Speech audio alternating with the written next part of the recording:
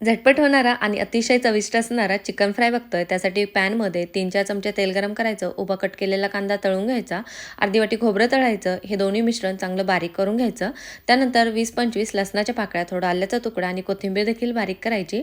हा वाटलेला मसाला 5-6 चमचे तेल गरम करून त्यामध्ये तेल सुटेपर्यंत परतून घ्यायचा. एक टोमॅटोची पेस्ट बनवायची आणि ती देखील तेलावरती परतून घ्यायची. सुके मसाले घालायचे. त्यामध्ये 1 चमचा काश्मीरी लाल मिरची, 1 चमचा काळा मसाला, पाव चमचा हळद घालायची आणि तेल सुटेपर्यंत सर्व मिश्रण एकजीव करून घ्यायचं. त्यानंतर अर्धा किलो चिकनचे पीस या मिश्रणामध्ये, या वाटलेल्या मसाल्यामध्ये एकजीव करायचे. चवीनुसार मीठ घालायचं आणि सर्व एकदा मिक्स करून घ्यायचं. कढईवरती झाकण ठेवायचं. पाणी न टाकता आपल्याला हे चिकन शिजवायचं आहे.